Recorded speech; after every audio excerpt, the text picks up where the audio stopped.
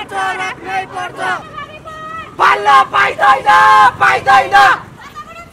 राख्नै पर्छ राख्नै पर्छ राख्नै पर्छ राख्नै पर्छ युवा हामी उठ्नै पर्छ उठ्नै पर्छ बोर्ड बिरुवा काट्ने होइन रोप्ने गरौँ बोर्ड बिरुवा काट्ने होइन रोप्ने गरौँ गाउँ सहर सफा राखौँ सफा राखौँ गाउँ सहर सफा राखौँ सफा राखौँ वातावरण स्वच्छ राख्नै पर्छ राख्नै पर्छ वातावरण स्वच्छ राख्नै पर्छ जताभावी फोहोर पाइदैन पाइदैन जताभावी फोहोर पाइदैन पाइदैन वातावरण स्वच्छ राख्नै पर्छ बोर्ड बिरुवा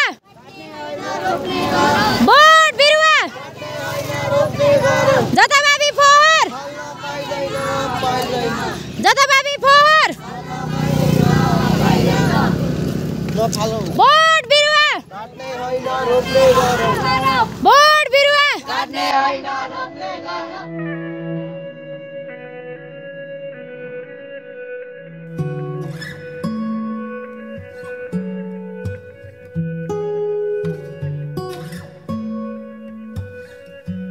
चित्र फेरि केसको बारेमा बनाउने चित्र त धेरै छ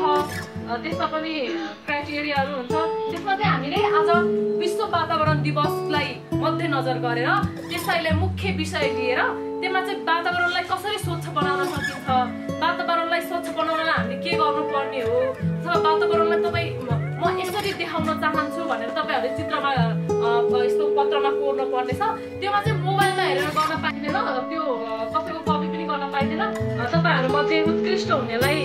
3 जनालाई चाहिँ पुरस्कार छ भनिहालेँ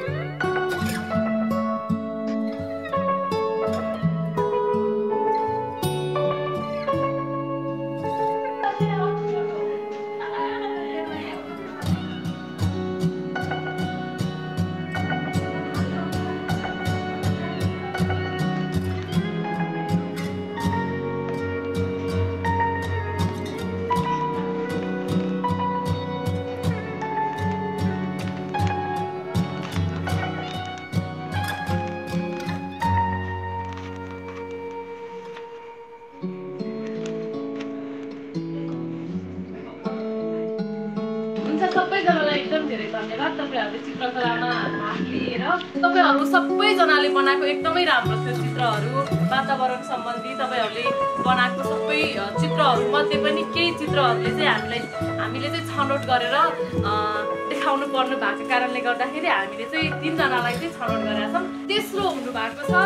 अनुराग बादी हुनुहुन्छ उहाँको चित्र चाहिँ पृथ्वीलाई चाहिँ संरक्षण गर्नुपर्छ एउटा हातले भनेर यस्तो राम्रो चित्र बनाउनु भएको छ हाम्रो वातावरण जुन आजको थिम थियो त्यो चाहिँ यससँग मेल खाने भएको कारणले गर्दाखेरि हामीले चाहिँ उहाँलाई 3rd भनेर घोषित गरेका छौँ दोस्रो आउनु भएको छ अनुषा नेपाली एकदम सफा वातावरण छ है त्यसपछि हामीले घर वरपर सफा गर्यो भने हामीले पनि स्वस्थ रहन सक्छौँ त्यसपछि खोला नालाहरू पनि एकदम क्लिन छ त्यसपछि धाराहरू यो बोट बिरुवाहरू जे भए पनि एकदम उहाँले मजाले गराएर सफा चित्र बनाएर चाहिँ आजको वातावरण दिवसको थिमसँग मिलाएर उहाँ दोस्रो हुन सफल हुनुभएको छ हाम्रो पहिलो हुनुभएको छ आशिष सुनार उहाँको चित्र यस्तो छ उहाँले एकदम राम्रोसँग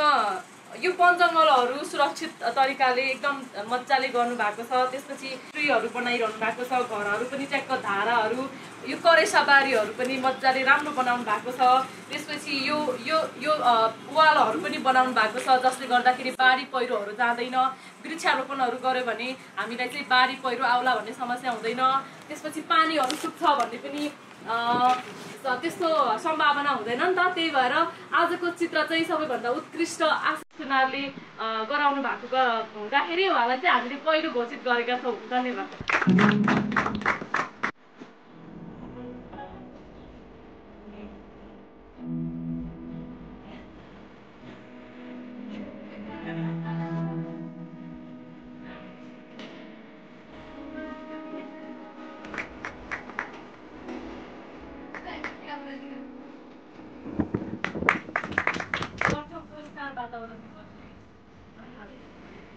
वातावरण संरक्षण गर्नुमा युवाको भूमिका महत्त्वपूर्ण रहन्छ। पछाडिको पिँढीलाई पनि अनि कसरी हामीले वातावरण संरक्षण गर्यौँ भने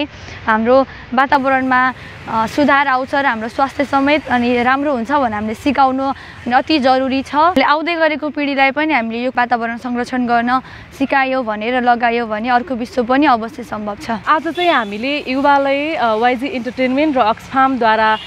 सञ्चालित युवा सङ्घको हाम्रो सहयात्रा भन्ने परियोजनाको वीरेन्द्रनगर 11 र 1 को 2 वटा वडामा जम्मा 4 वटा समूहहरू सञ्चालन भइरहेको छ। त्यो समूहमध्ये हामीले 4 वटा समूहदेखि सहभागीहरूलाई बोलाएर वातावरण दिवसको दिन आज हामीले वीरेन्द्र चोक मङ्गलगढी चोक घुमेर घण्टाघर आएर चाहिँ हामीले चित्र प्रतियोगिता हामीले गरेका थियौँ। त्यसमा चाहिँ उत्कृष्ट हुने 3 जनालाई चाहिँ हामीले पुरस्कार पनि वितरण गरेका थियौँ। साथै हाम्रो समूहले चाहिँ स्थानीय तहमा रहेका युवाहरूलाई चाहिँ हाम्रै लोकल कुराहरू सिकाउने, हाम्रै समुदायमा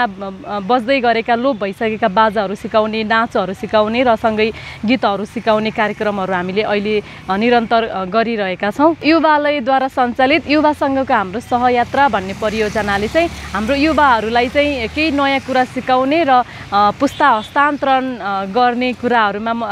जोड दिएका कारणले गर्दाखेरि यो कार्यक्रम चाहिँ एकदम प्रभावकारी र लाभदायक भएको कारणले गर्दाखेरि हामी वाइजी इन्टरटेनमेन्ट अक्सफार्म र युवालयलाई एकदम धेरै धन्यवाद दिन चाहन्छौँ।